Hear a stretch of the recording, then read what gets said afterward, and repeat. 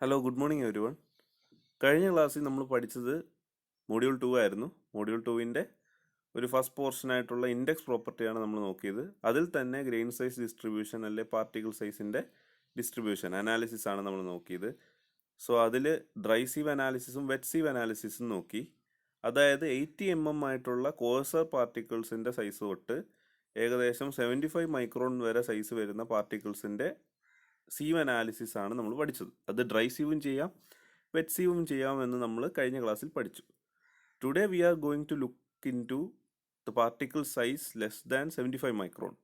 The analysis of 75 micron സൈസുള്ള പാർട്ടിക്കിൾസിനെ കാട്ടി ചെറിയ പാർട്ടിക്കിൾസിൻ്റെ അനാലിസിസ്, അതിൻ്റെ പാർട്ടിക്കിൾ സൈസിൻ്റെ ഡിസ്ട്രിബ്യൂഷൻ എങ്ങനെ ചെയ്യും എന്നതിനെ പറ്റിയാണ് നമ്മൾ പഠിക്കാൻ പോകുന്നത്. ഇപ്പോൾ ടുഡേ നമ്മൾ എന്താണ് ചെയ്യുന്നതെന്ന് വെച്ചാൽ, നമുക്കറിയാം 75 മൈക്രോൺ സൈസ് എന്ന് പറയുമ്പോൾ വളരെ ചെറിയ സൈസാണ്. അതിലും ചെറിയ സൈസുള്ള പാർട്ടിക്കിൾസിനെ നമുക്ക് ഒരിക്കലും സീവ് ചെയ്ത് അല്ലെ അരിച്ചെടുക്കാൻ പറ്റത്തില്ല. സോ നമ്മൾ സെഡിമെൻറ്റേഷൻ അനാലിസിസ് ആണ് ചെയ്യുന്നത്. പക്ഷേ സെഡിമെൻറ്റേഷൻ അനാലിസിസ് എന്താണെന്ന് അറിയുന്നതിന് മുമ്പേ we have to look in to Stokes law. Stokes law ബേസ് ചെയ്താണ് സെഡിമെൻറ്റേഷൻ അനാലിസിസ് ചെയ്യുന്നത്.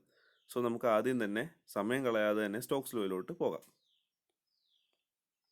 സോ സ്റ്റോക്സ് ലോ എന്താണ്? സ്റ്റോക്സ് ലോ നമ്മൾ 75 മൈക്രോൺ സൈസുള്ള പാർട്ടിക്കിൾസിൻ്റെ സോയിൽ പാർട്ടിക്കിൾസിൻ്റെ അനാലിസിസ് നടത്താൻ വേണ്ടി ബേസ് ചെയ്ത അല്ലെങ്കിൽ പഠിക്കാൻ പോകുന്ന ഒരു ലോ ആണ് സ്റ്റോക്സ് ലോ. സ്റ്റോക്സ് ലോ എന്ന് പറയുന്നത് when A small sphere settles in a fluid, അതായത് ഒരു ചെറിയ സ്ഫിയർ ഫ്ലൂയിഡ് സെറ്റിൽ ചെയ്യുന്ന സമയത്ത് അതിൻ്റെ വെലോസിറ്റി ഫസ്റ്റ് ഇൻക്രീസ് ചെയ്യും.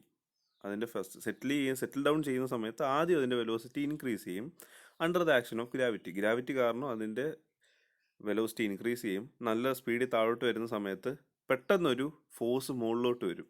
അത് കാരണം അതിനൊരു റിട്ടാർഡേഷൻ വരും, അതായത് അതിനൊരു വെലോസിറ്റിയിൽ ഒരു കുറവ് വരും. അപ്പോൾ അങ്ങനെ കുറഞ്ഞ് ഒരു പോയിന്റിൽ എത്തുമ്പോഴേക്കും ഈ വെലോസിറ്റി കോൺസ്റ്റൻ്റ് ആവും. പിന്നീട് അങ്ങോട്ട് ഈ വെലോസിറ്റി കോൺസ്റ്റൻ്റ് ആയിട്ടായിരിക്കും സോയിൽ പാർട്ടിക്കിൾ താഴോട്ട് കോൺസ്റ്റൻറ്റ് വെലോസിറ്റിയിലായിരിക്കും താഴോട്ട് സെറ്റിൽ ചെയ്യുന്നത്. ആ വെലോസിറ്റി പറയുന്ന പേരാണ് ടെർമിനൽ വെലോസിറ്റി. ഓക്കെ, ഈ മുകളിലോട്ട് ആക്ട് ചെയ്യുന്ന ഫോഴ്സിൻ്റെ പേരാണ് എന്ത്? Drag force. This is only in the case of small spheres. Okay, ഒരു ഇത്ര 75 മൈക്രോണിനെക്കാട്ടി ചെറിയ സ്പിയറിൻ്റെ കാര്യമാണ് പറയുന്നത്. ഡയമീറ്റർ സൈസ് 75 മൈക്രോണിനെക്കാട്ടി ചെറുത് വരുന്ന സ്പിയേഴ്സിൻ്റെ കാര്യമാണ് ഞാനിപ്പോൾ പറയുന്നത്.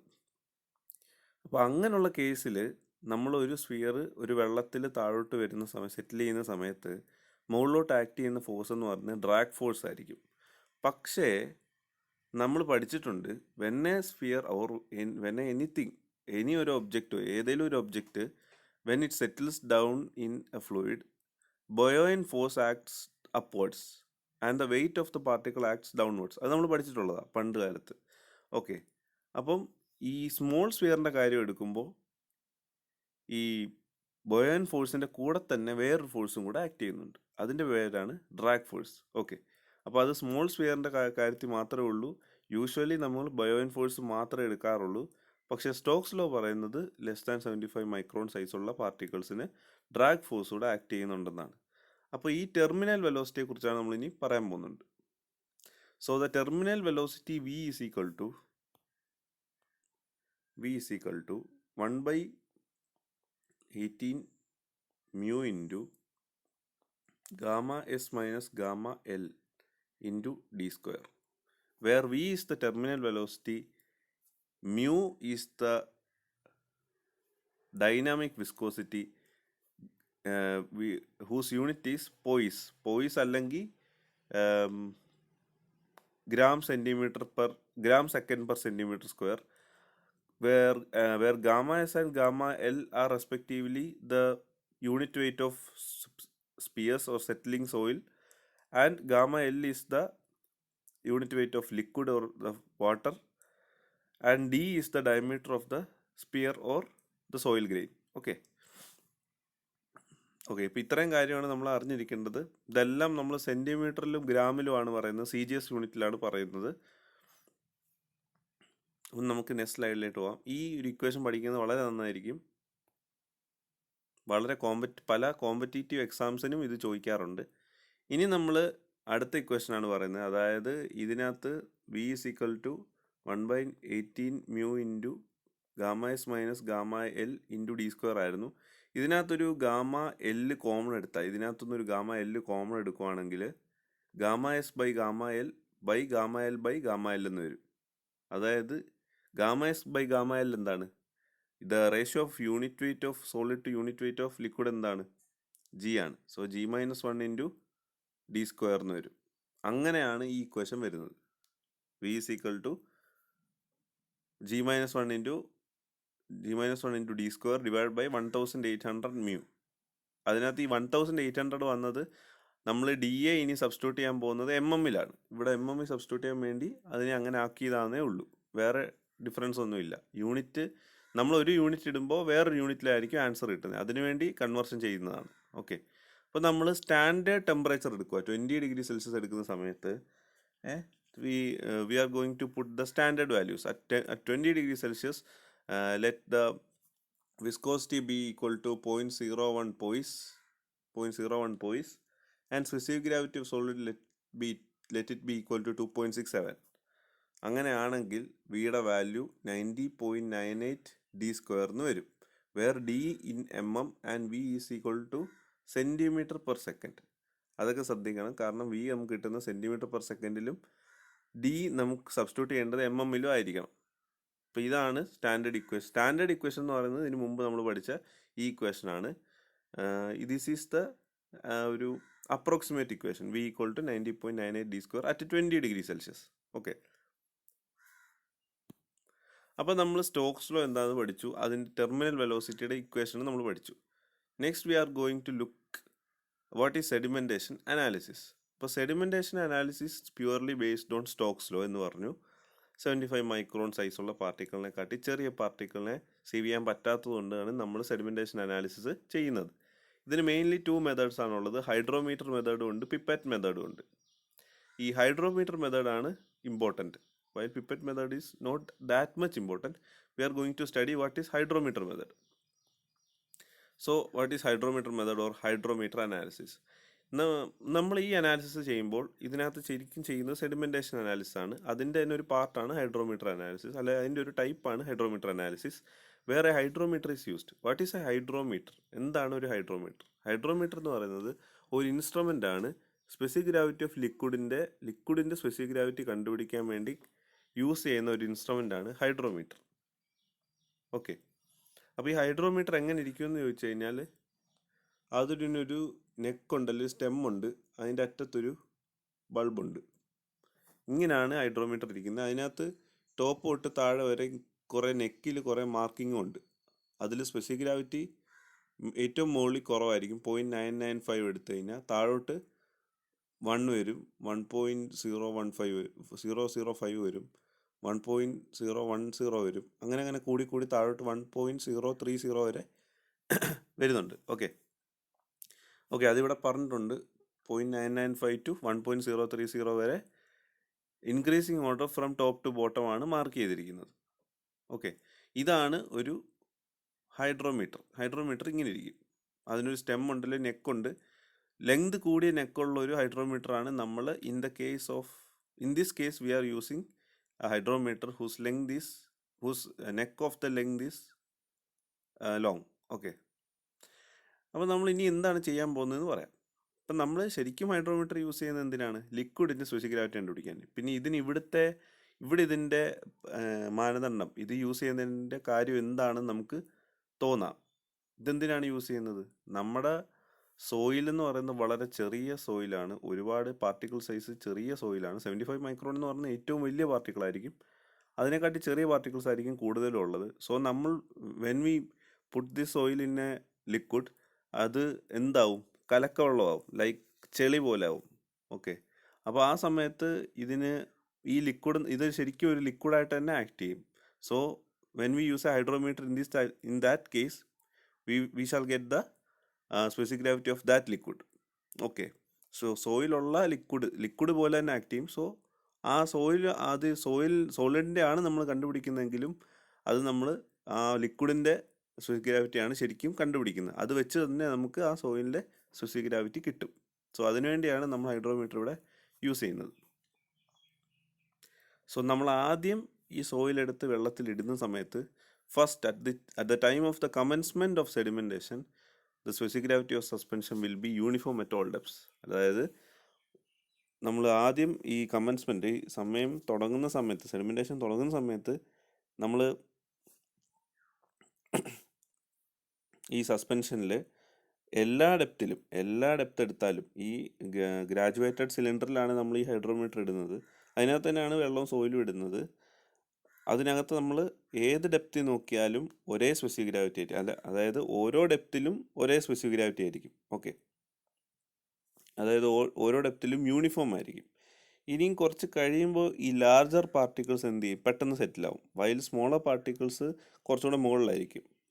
അങ്ങനെ കുറച്ച് കഴിഞ്ഞ് നോക്കുമ്പോൾ നമ്മൾ കുറച്ച് കഴിഞ്ഞ് ഒന്നും കൂടെ ഹൈഡ്രോമീറ്റർ അനാലിസിസ് അല്ല ഹൈഡ്രോമീറ്റർ അതിനകത്ത് ഇമേഴ്സ് ചെയ്ത് നോക്കുമ്പോൾ നമുക്ക് മനസ്സിലാവും പല ഡെപ്തിലും പല സ്പെസിഫിക് ഗ്രാവിറ്റി ആയിരിക്കും. അതായത് യൂണിഫോം ആയിരിക്കത്തില്ല, നോൺ യൂണിഫോം ആയിരിക്കും. സോ ഇതൊരു പ്രശ്നമാണ്.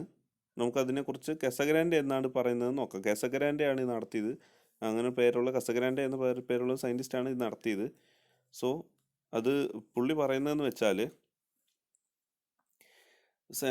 നമ്മുടെ ഹൈഡ്രോമീറ്റർ എന്ന് പറയുന്ന അതിൻ്റെ മേജർ വെയിറ്റ് ഇരിക്കുന്ന ബൾബിലാണ്, അതിൻ്റെ താഴെയുള്ള ബൾബിലാണ് ഏറ്റവും കൂടുതൽ വെയിറ്റ് ഇരിക്കുന്നത്. ഓക്കെ, അപ്പോൾ ഇതിൻ്റെ ഇമേഴ്സ്ഡ് വോളിയം എന്ന് പറയുന്നത്, അതായത് ഈ ഹൈഡ്രോമീറ്ററിൻ്റെ വോളിയം എന്ന് പറയുന്നത് അതിൻ്റെ ബൾബിൻ്റെ വോളിയം ആയിരിക്കും. സോ അതെങ്ങനെ കണ്ടുപിടിക്കും? അത് നമുക്ക് കണ്ടുപിടിക്കാൻ പറ്റും. അത് നമ്മളൊരു വെള്ളത്തിൽ മുക്കി വെച്ച് കഴിഞ്ഞാൽ വേറൊരു ഗ്രാജുവേറ്റഡ് സിലിണ്ടർ എടുത്തിട്ട് അതിനകത്ത് ഗ്രാജുവേഷൻ മാർക്ക് ചെയ്തിട്ടുണ്ടായിരിക്കും. മേ ബി ഒരു 800 ml നമ്മൾ ആ വെള്ളം എടുക്കുന്നെങ്കിൽ ഇത് മുക്കിക്കഴിയുമ്പോൾ ഇതിൻ്റെ വെയിറ്റ് കാരണം വെള്ളം റൈസ് ചെയ്യും. സോ ഇത് 850 ml ആയെന്ന് വിചാരിച്ചോ. So volume of the hydrometer എത്ര ആയിരിക്കും? 50 ml ആയിരിക്കും. എത്രമാത്രം ലിക്വിഡ് റൈസ് ചെയ്യുന്നത് നോക്കിയാൽ മതി. സോ അങ്ങനെ നമുക്ക് ഈ വോളിയം ഓഫ് ദ ഹൈഡ്രോമീറ്റർ കണ്ടുപിടിക്കാൻ പറ്റും. ഓക്കെ, നമുക്ക് കാലിബ്രേഷൻ ചെയ്യാൻ വേണ്ടിയാണ് നമ്മൾ ഈ വോളിയം ഓഫ് ദ ഹൈഡ്രോമീറ്റർ നമ്മൾ കണ്ടുപിടിക്കുന്നത്.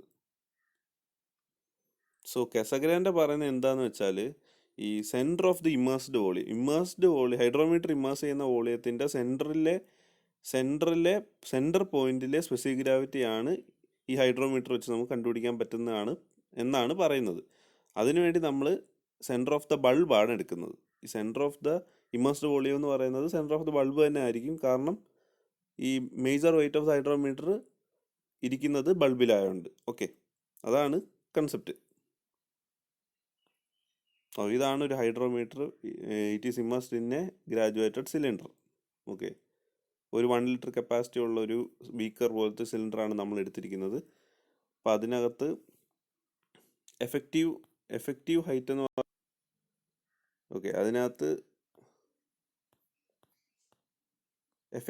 എന്ന് പറയുന്നത് ഇതാണ്. ഈ ബി തൊട്ട് എ വരെ ഉള്ളതാണ് എഫക്റ്റീവ് ഹൈറ്റ്. അതായത്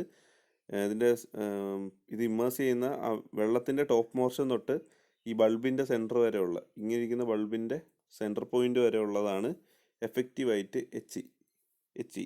ഓക്കെ, ഈ എച്ച് ഇ എന്ന് പറയുന്നത് കുറച്ച് പ്രോബ്ലംസ് ഒക്കെ ഉണ്ട്. കാരണം എന്ന് വെച്ചാൽ കുറച്ച് എറേഴ്സും കാര്യങ്ങളൊക്കെ വരാം. കാരണം നമ്മൾ ഈ ഹൈഡ്രോമീറ്റർ ഇമേഴ്സ് ചെയ്യുന്ന സമയത്ത് വാട്ടർ ബിന്ന് എങ്ങോട്ട് പോകും? ബി ഡാഷിലോട്ട് പോകും. അതുപോലെ തന്നെ എന്ന് എങ്ങോട്ട് പോകും? എ ഡാഷിലോട്ടും പോകും. സോ അതിൻ്റെ കാര്യം ഞാൻ പിന്നീട് പറയാം.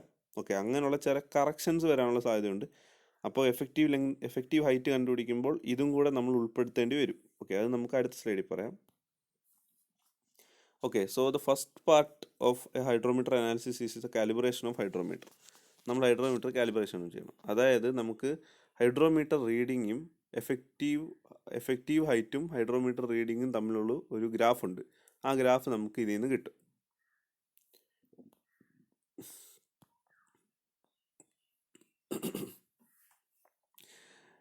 സോ നമുക്കതൊന്ന് വായിക്കാം. To determine the depth at which the specific gravity is measured, calibration of the hydrometer is done. അതായത് എത്ര താഴെയാണ്, എത്ര ഡെപ്തിലാണ് നമ്മൾ സ്പെസിഫിക് ഗ്രാവിറ്റി കണ്ടുപിടിക്കുന്നതെന്ന് മെഷർ ചെയ്യാൻ വേണ്ടിയാണ് നമ്മൾ ഈ ഹൈഡ്രോമീറ്ററിൻ്റെ കാലിബ്രേഷൻ ചെയ്യുന്നത്. The volume of the hydrometer V H is first determined by immersing. Okay, ഞാൻ പറഞ്ഞ കാര്യമാണ് അവിടെ പറഞ്ഞിരിക്കുന്നത്. വി എച്ച് എന്ന് പറയുന്നത് വോളിയം ഓഫ് ഹൈഡ്രോമീറ്റർ ആണ്. അതെങ്ങനെ കണ്ടുപിടിക്കും? നമ്മൾ ഒരു സിലിണ്ടറിനകത്ത് വെള്ളം എടുത്തിട്ട് അതിനകത്ത് നമ്മൾ മുക്കിയിട്ട് ഒരു ലെവലിൽ നിന്ന് മറ്റൊരു ലെവലിലോട്ട് റൈസ് ചെയ്യും. ആ ലെവൽ ഡിഫറൻസ് ആയിരിക്കും the volume of the hydrometer. Okay, The depth of any layer AA from free surface BB is effective depth at which the specific gravity measured by the hydrometer.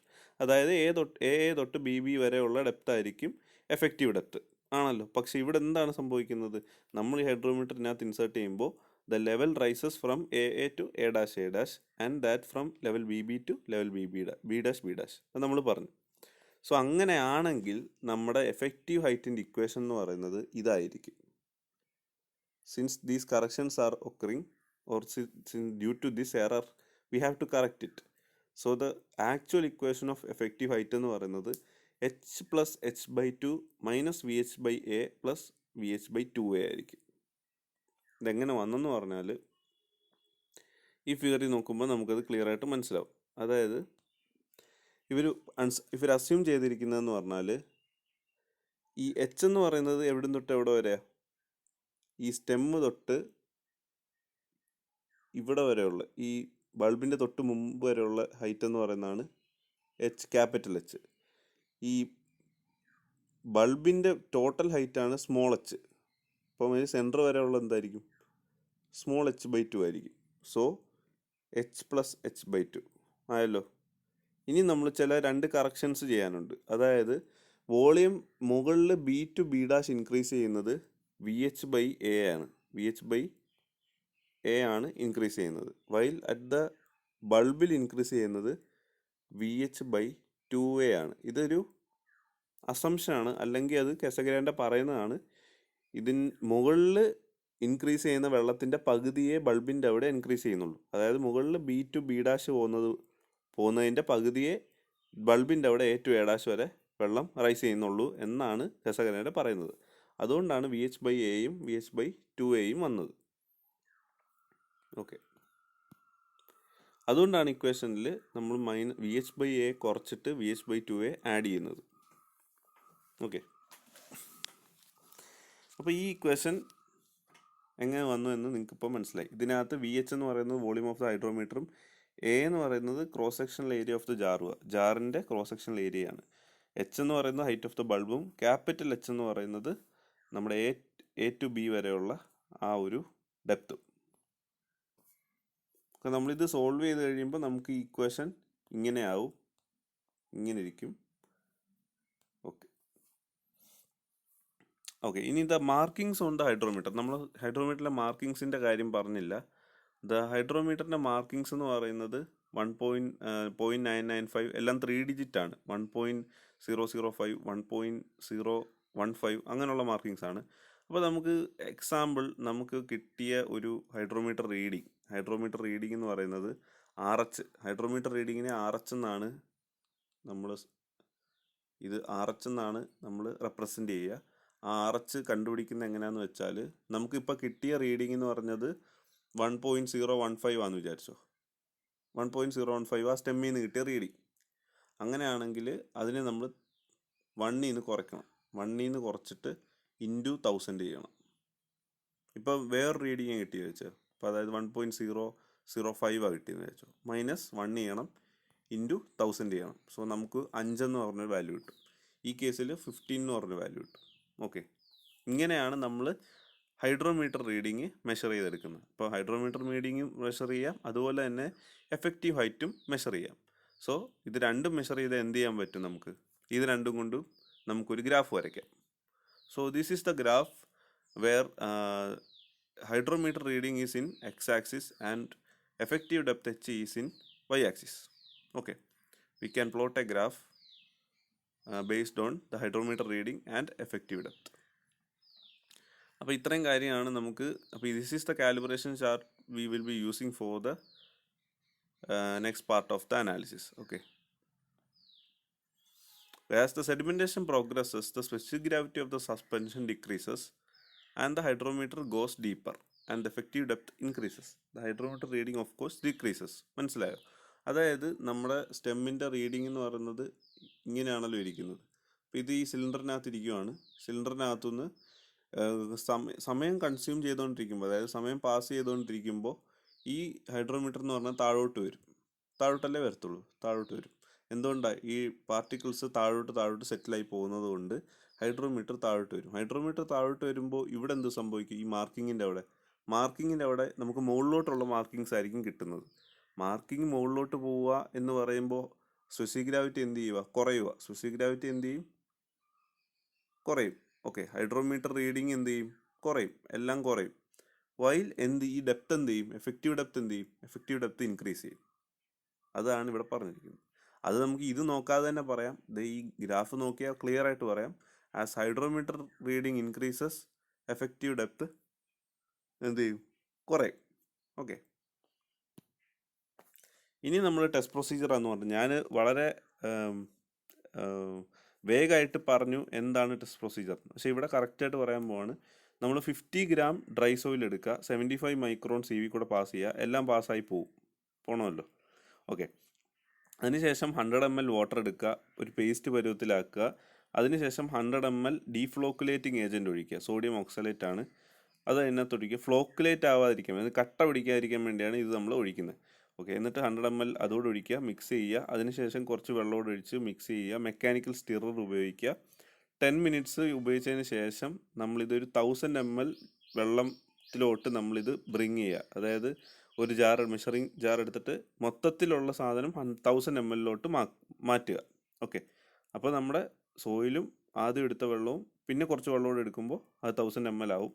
So after this, the suspension is mixed thoroughly by placing a bung over the palm of hand on the open end of the jar upside down and back a few minutes. അതായത് അതിനുശേഷം നമ്മൾ ഒരു സൈഡിൽ കൈ പൊത്തി പിടിച്ചിട്ട് നമ്മൾ അത് നന്നായിട്ട് മിക്സ് ചെയ്യുക.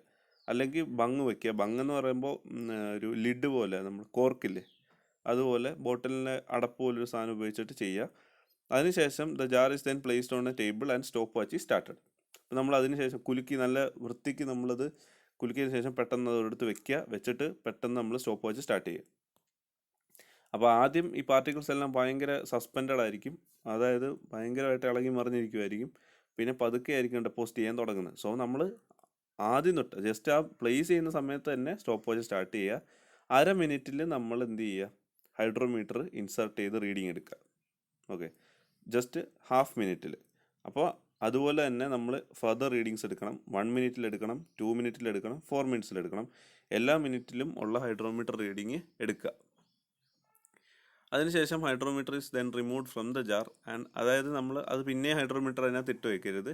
നമ്മൾ ഹൈഡ്രോമീറ്റർ അതിൽ നിന്ന് എടുക്കുക ആഫ്റ്റർ 4 മിനിറ്റ്സ്. അതെ, ആദ്യം 1/2 മിനിറ്റിൽ എടുത്തു, 1 മിനിറ്റ്, 2 മിനിറ്റ്, 4 മിനിറ്റ്, അതുവരെ അതിനകത്ത് കിടന്നോട്ടെ. അതിനുശേഷം നമ്മൾ ഇതെടുത്തിട്ട് ഇതേ സൈസുള്ള ഒരു കമ്പാരിസൺ സിലിണ്ടർ, 1 ലിറ്ററിൻ്റെ ഒരു കമ്പാരിസൺ സിലിണ്ടറിൽ ഡിസ്പേഴ്സിങ് ഏജൻറ്റ് ആഡ് ചെയ്ത് വെച്ചിട്ടുണ്ട്. ഡിസ്റ്റിൽഡ് വാട്ടറിൽ ഡിസ്പേഴ്സിങ് ഏജൻറ്റ് ആഡ് ചെയ്ത് വെച്ചിട്ടുണ്ട്. അതിനകത്ത് സോയിൽ ഇല്ലെന്നേ ഉള്ളൂ, വേറെ ഡിഫറൻസ് ഒന്നുമില്ല, സോയിൽ ഇല്ലെന്നേ ഉള്ളൂ.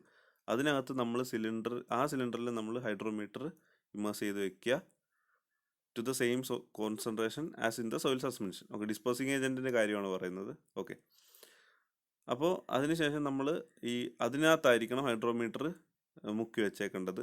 8 മിനിറ്റ് ആകുമ്പോൾ നമ്മൾ എന്ത് ചെയ്യും? 8 മിനിറ്റ് ആവുന്നതിന് ഒരു 20 സെക്കൻഡ് മുമ്പ് നമ്മൾ എന്ത് ചെയ്യും?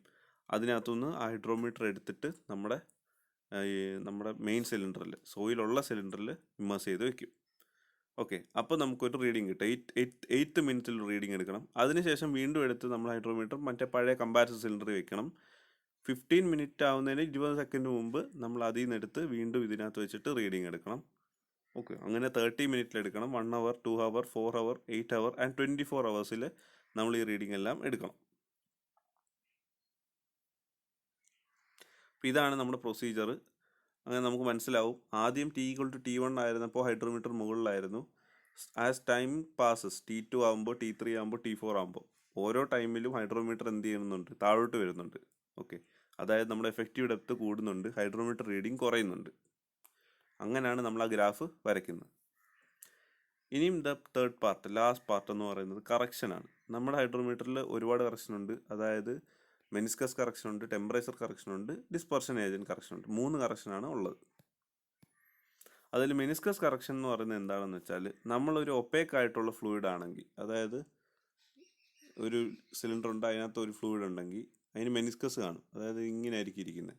ഇതിൻ്റെ ടോപ്പ് പോർഷൻ എടുക്കുമോ ബോട്ടം പോർഷൻ എടുക്കുമോ? വെള്ളത്തിൻ്റെ കേസാണ് നമ്മൾ ബോട്ടം പോർഷനാണ് യൂഷ്വലി എടുക്കുക. റീഡിങ്സ് എടുക്കുമ്പോൾ ബോട്ടം പോർഷൻ ആയിരിക്കും എടുക്കുന്നത്, ഒബ്സർവേഷൻ എടുക്കുമ്പോൾ. While in the case of opaque fluids, അതായത് കളർ ഉള്ള ഫ്ലൂയിഡ് ആണെങ്കിൽ നമുക്ക് ട്രാൻസ്പെറൻ്റ് അല്ലാത്ത ഫ്ലൂയിഡ് ആണെങ്കിൽ we will be taking the top പോർഷനിലുള്ള റീഡിംഗ് ആയിരിക്കും നമ്മൾ എടുക്കുന്നത്. പക്ഷെ അതിൽ തെറ്റ് വരാനുള്ള സാധ്യതയുണ്ട്. സോ അത് തെറ്റാണ്. സോ അങ്ങനെ തെറ്റ് വരുന്നത് കൊണ്ട് നമ്മൾ മെനിസ്കസ് കറക്ഷൻ ചെയ്യേണ്ട കാര്യമുണ്ട്. മെനിസ്കസ് കറക്റ്റ് ചെയ്യേണ്ട കാര്യമുണ്ട്.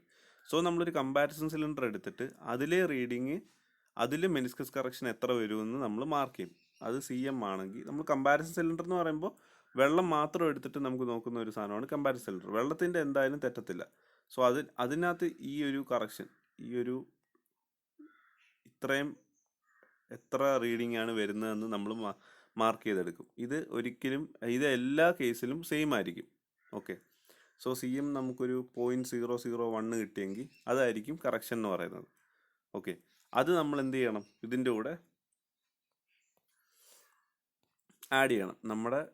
അപ്പോൾ നമ്മുടെ ശരിക്കുമുള്ള ഹൈഡ്രോമീറ്റർ റീഡിംഗ് എന്ന് പറയുന്നത് RH ആണെങ്കിൽ RH- ആണ് നമുക്കിപ്പോൾ കിട്ടിയ ഗ്രാഫിൽ നിന്ന് കിട്ടിയത്. RH- ആണെന്ന് വിചാരിച്ചു. RH- കൂടെ നമ്മൾ എന്ത് ചെയ്യണം, CM ആഡ് ചെയ്യണം. കറക്ഷൻ പോസിറ്റീവ് ആയിരിക്കും, പോസിറ്റീവ് കറക്ഷൻ ആയിരിക്കും. ഓക്കെ, ഇതാണ് നമ്മൾ മെനിസ്കസ് കറക്ഷൻ എന്ന് പറയുന്നത്. RH = RH- + CM. ഇനി നമ്മൾ ടെമ്പറേച്ചർ കറക്ഷൻ, അതായത് ടെമ്പറേച്ചർ കൂടുമ്പോൾ എന്ത് സംഭവിക്കും, ടെമ്പറേച്ചർ കുറയുമ്പോൾ എന്ത് സംഭവിക്കും. ഓക്കെ, അതായത് ടെമ്പറേച്ചർ കൂടുമ്പോൾ നമ്മുടെ ലിക്വിഡ് ലൈറ്റായി വരും, അതിൻ്റെ കൊഹഷൻ കുറയും, ലിക്വിഡ് ലൈറ്റ് ആവും. Okay, the suspension is lighter and the actual reading will be less than the corrected reading. അത് ആക്ച്വൽ റീഡിംഗ് എന്ന് പറയുന്നത് ശരിക്കുള്ള കറക്റ്റഡ് റീഡിങ്ങിനെ കാട്ടി ചെറുതായിരിക്കും. ഓക്കെ, അതെന്താ സംഭവിക്കും, ലൈറ്റ് ആവും തോറും നമ്മൾ ലിക്വിഡ് കുറച്ചുകൂടെ എക്സ്പാൻഡഡ് ആവും. അപ്പം നമുക്ക് ഗ്രാജുവേറ്റ് സിലിണ്ടറിൽ ചിലപ്പോൾ ഇവിടെ കിട്ടേണ്ട റീഡിങ് ഇവിടെ ആയിരിക്കും കിട്ടുന്നത്. ഓക്കെ, നമ്മുടെ ഹൈഡ്രോമീറ്ററിൽ റീഡിങ് മുകളിൽ കുറവായതുകൊണ്ട് നമ്മൾ കറക്ഷൻ എന്ത് ചെയ്യണം, ആഡ് ചെയ്ത് കൊടുക്കണം. ഓക്കെ, പോസിറ്റീവ് ആക്കണം, കറക്ഷൻ കൂട്ടണം. അതായത് നമുക്ക് താഴത്തെ റീഡിംഗ് ആണ് വേണ്ടത്, അപ്പോൾ കറക്ഷൻ നമ്മൾ ഇൻക്രീസ് ചെയ്യണം. So temperature more than 27 degree Celsius ആണെങ്കിലുള്ള കാര്യമാണ് പറയുന്നത്. യൂഷ്വലി നമ്മൾ ഹൈഡ്രോമീറ്റർ അനാലിസിസ് ചെയ്യേണ്ടത് 27 ഡിഗ്രി സെൽഷ്യസ് ആണ്. But if the room temperature is usually 30 temperature 30 degree Celsius or 32 degree Celsius, so നമുക്ക് എന്ത് ചെയ്യാം, ദ ടെമ്പറേച്ചർ കറക്ഷൻ നമുക്ക് ആഡ് ചെയ്യേണ്ടി വരും. ഇനി ടെമ്പറേച്ചർ കുറവാണെങ്കിൽ എന്ത് ചെയ്യണം, ടെമ്പറേച്ചർ കറക്ഷൻ നെഗറ്റീവ് ആക്കണം. ഇത് ഈ പോസിറ്റീവ് നെഗറ്റീവ് ആക്കേണ്ടത് നിങ്ങൾ ചിന്തിക്കേണ്ടത് ഹൈഡ്രോമീറ്ററിൻ്റെ റീഡിംഗ് അനുസരിച്ചാണ്. നമ്മുടെ ഹൈഡ്രോമീറ്ററിൻ്റെ പ്രത്യേകത എന്ന് പറഞ്ഞാൽ മുകളിലോട്ടല്ല റീഡിംഗ് കൂടുന്നത്, താഴോട്ടാണ് റീഡിംഗ് കൂടുന്നത്. അതുകൊണ്ടാണ് ഇവിടെ ടെമ്പറേച്ചർ കൂടുമ്പോൾ റീഡിംഗ് കറക്ഷൻ കൂട്ടേണ്ടതും ടെമ്പറേച്ചർ കുറയുമ്പോൾ കറക്ഷൻ കുറയ്ക്കേണ്ടതും. ഓക്കെ, സോ നമ്മുടെ ആഫ്റ്റർ ഈ ടെമ്പറേച്ചർ കറക്ഷൻ നമ്മുടെ ഇക്വേഷൻ എങ്ങനെ വരും, RH എന്ന് പറയുന്നത് RH- + CM ± CT എന്ന് വരും. CT എന്ന് പറയുന്നത് correction due to temperature. Okay, അപ്പോൾ നമ്മുടെ ഇപ്പം അങ്ങനെ ഇരിക്കുകയാണ്. ഇനി ഒരു കാര്യം കൂടെ ഉണ്ട്, അതുകൂടെ ആഡ് ചെയ്ത് കഴിഞ്ഞാൽ നമുക്ക് നമ്മുടെ ആക്ച്വൽ RH കിട്ടും. ഓക്കെ, സോ നമ്മൾ എന്ത് ചെയ്യുന്നുണ്ട്, നമ്മൾ ആ വെള്ളത്തിൻ്റെ കൂടെ ഒരു സാധനം ആഡ് ചെയ്യുന്നുണ്ട്, ഡിസ്പേഴ്സിങ് ഏജൻറ്റ്, ഡിസ്പെർഷൻ അല്ലെങ്കിൽ ഫ്ലോക്കുലേറ്റിംഗ് ഏജൻറ്റ് നമ്മൾ ആഡ് ചെയ്യുന്നുണ്ട്. ഓക്കെ, അപ്പോൾ ഈ ഡിസ്പേർഷൻ ഏജൻറ്റ് ആഡ് ചെയ്യുന്നത് കൊണ്ട് നമ്മൾ അത് ആഡ് ചെയ്യുന്നതുകൊണ്ട് എന്ത് ചെയ്യണം, ടോട്ടൽ റീഡിങ്ങിന് അത് എന്ത് ചെയ്യണം, കുറയ്ക്കണം. So the correction four dispersing agent is negative. ഇത്രേ ഉള്ളൂ. ഇപ്പോൾ നമ്മൾ എന്ത് ചെയ്യണം, RH- + CM ± CT - CD, correction കുറച്ചു. സോ അറ്റ് ലാസ്റ്റ് നമ്മുടെ ആക്ച്വൽ RH-ൻ്റെ ഇക്വേഷൻ നമുക്ക് കിട്ടി. സോ ഇത്രയും കാര്യങ്ങളാണ് നമ്മൾ എന്തിൽ പഠിച്ചത്, ഹൈഡ്രോമീറ്റർ അനാലിസിസിൽ പഠിച്ചത്. ഇതിൽ നിങ്ങളെ സിലബസിൽ പറഞ്ഞേക്കുന്നത് പെർസെൻറ്റേജ് ഫൈനറിൻ്റെയും ഡയമീറ്റർ ഓഫ് പാർട്ടിക്കിളിൻ്റെയും ഇക്വേഷൻ മാത്രം പഠിച്ചാൽ മതി. അതിൻ്റെ എക്സ്പെരിമെൻറ്റ് പഠിക്കേണ്ട, അല്ലെങ്കിൽ അതിൻ്റെ എങ്ങനെയാണ് അതിലോട്ട് എത്തുന്നതെന്ന് പഠിക്കേണ്ടതെന്നാണ്. So this is the equation for percentage finer and the diameter of particle. Okay, അപ്പോൾ this is the diameter of equation for diameter of particle, Stokes law വെച്ചിട്ടുള്ള ഇക്വേഷനാണ്. ഇതിനകത്ത് ഇതെങ്ങനെ വരുന്നതെന്ന് പറഞ്ഞാൽ ടെർമിനൽ വെലോസിറ്റി V = നമ്മൾ പഠിച്ചു 1/18 μ × G - 1 × d², അല്ലേ. ഇതിനകത്ത് V എന്ന് പറയുന്നത് എന്താണ്, HE/T അല്ലേ. V എന്ന് പറയുന്നത് ഡിസ്റ്റൻസ് ബൈ ടൈം ആണല്ലോ. ഈ ഡിസ്റ്റൻസ് എന്ന് പറയുമ്പോൾ എഫക്റ്റീവ് ഹൈറ്റും ടൈം എന്ന് പറയുമ്പോൾ എത്രമാത്രം ടൈമിലാണ് ഇത് ആ ഡെപ്തിൽ എത്തിയെന്നുമാണ്. ഓക്കെ, ഈ ഇക്വേഷനിൽ നിന്ന് ഈ d² എന്നുള്ള D ഇവിടെ ഇട്ടിട്ട് ബാക്കിയുള്ള കാര്യങ്ങളെല്ലാം ഒരു സൈഡിലോട്ട് കൊണ്ടുവരുമ്പോൾ D = √of എന്ന് പറഞ്ഞ് കിട്ടും. ആ ഇക്വേഷനാണ് ഈ ഇക്വേഷൻ. അത് വെച്ചിട്ട് നമുക്ക് diameter of the particle determine ചെയ്യാൻ പറ്റും. അതൊരെണ്ണം. പെർസെൻറ്റേജ് ഫൈനർ എന്ന് പറയുന്നത് എന്നിനെയാണ് നമ്മൾ പെർസെൻറ്റേജ് ഫൈനർ എന്ന് പറയുന്നത്. പെർസെൻറ്റേജ് ഫൈനർ എന്ന് പറയുന്നതെന്ന് വെച്ചാൽ ആ ഒരു സൈസിനോട്ട് ആ ഒരു സൈസിൽ താഴോട്ട് എത്ര ശതമാനം പാർട്ടിക്കിൾസ് ഉണ്ട് എന്നാണ് പറയുന്നത്. അതായത് N10 എന്ന് പറഞ്ഞാൽ അതിൻ്റെ അർത്ഥം എന്ന് പറഞ്ഞാൽ 10 mm സൈസുള്ള പാർട്ടിക്കിൾസിനെക്കാട്ടി ചെറിയ പാർട്ടിക്കിൾസ് എത്ര ശതമാനം ആ സോയിലുണ്ട് എന്നതിനെയാണ് കാണിക്കുന്നത്. സോ N എന്ന് പറയുന്ന സാധനത്തെ കണ്ടുപിടിക്കുന്ന ഇക്വേഷനാണ് G is the specific gravity and R is the hydrometer reading and WD is the weight of the solid. Okay, ഇത്രയുമാണ് നമ്മൾ പെർസെൻറ്റേജ് ഫൈനറിൽ നമ്മൾ കണ്ടുപിടിക്കുക. N=G/G-1 into RH/WD into 100. Okay, G എന്താണെന്നറിയാം, RH എന്താണെന്നറിയാം, WD അല്ലെങ്കിൽ MS എന്ന് പറഞ്ഞാലും മതി, മാസ് ഓഫ് ദ സോളിഡ് അല്ലെങ്കിൽ wait of the solid. Okay, എന്താണെന്നൊക്കെ അറിയാം. അതായത് അടുത്തതിനകത്ത് ഡയമീറ്റർ കണ്ടുപിടിക്കുന്ന കാര്യവും ഞാൻ പറഞ്ഞു, എങ്ങനെയാണ് ഇക്വേഷനിലോട്ട് എത്തിയെന്ന്. പക്ഷെ അത് നിങ്ങൾക്ക് പഠിക്കേണ്ട കാര്യമില്ല, ജസ്റ്റ് ഇക്വേഷൻ മാത്രം അറിഞ്ഞിരുന്നാൽ മതി. ഓക്കെ, സോ ഇത്രയും കാര്യങ്ങളാണ് നമ്മൾ ഇന്ന് പഠിച്ചത്. ഹൈഡ്രോമീറ്റർ അനാലിസിസ് ആണ് പഠിച്ചത്, അല്ലെങ്കിൽ സെഡിമെൻറ്റേഷൻ അനാലിസിസ് ആണ് നമ്മൾ പഠിച്ചത്. എല്ലാവർക്കും മനസ്സിലായി എന്ന് കരുതുന്നു. എന്തെങ്കിലും ഡൗട്ട് ഉണ്ടെങ്കിൽ ചോദിക്കുക. Thank you.